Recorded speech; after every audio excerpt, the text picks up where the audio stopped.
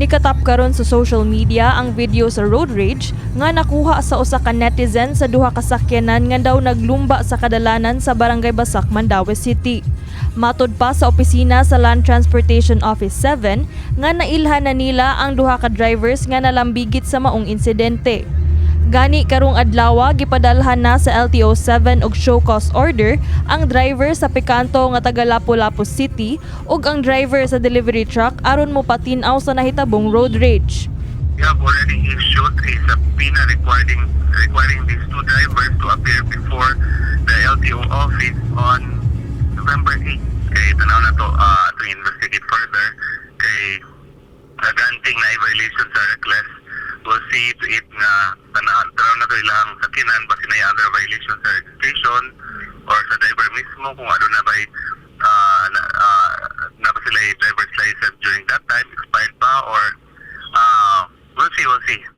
Sa laing bahin, moabot sa 851 ka mga sakyanan ang gidakop sa LTO 7 subay sa ilang pagpahigayon og roadside inspection ug random law enforcement operations ubos sa Oplan Undas 2023 gikan sa Oktubre 16 ngadto sa Nobyembre 1.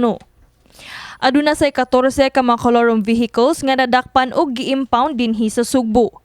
Samtang miabot sa 38 ka mga bus sulod sa nagkadaiyang terminal sa Reyon 7 ang wala nakapasar sa inspeksyon sa LTO 7 o gipatuman sa mga tukmang rekisito aron tugutan nga makabiyahe.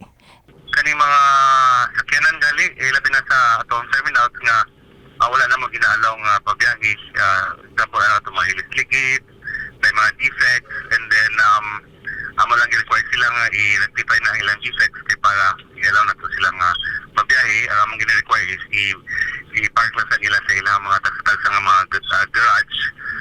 Walay pasayro nga magsakay para after nga ma-require nila ang among kuan ma-comply ang requirements ay pa na to i-allow sila nga mo padagan sa atong mga public roads.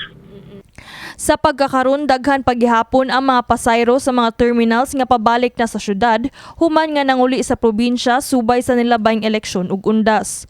Pahimangno ni Galario sa tanang motorista nga magpadayon ng operasyon sa LTO 7 kutob sunod semana hangtod nga mabalik na sa normal ang gidaghanon sa mga pasayro.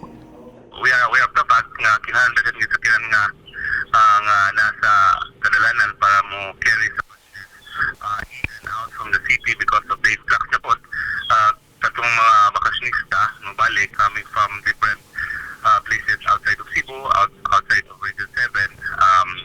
Nagpadayon mga atong operations until next week pag ma-stable na ang atong pasayro coming from other places. Kini si Queenie Holigon alang sa MyTV Cebu.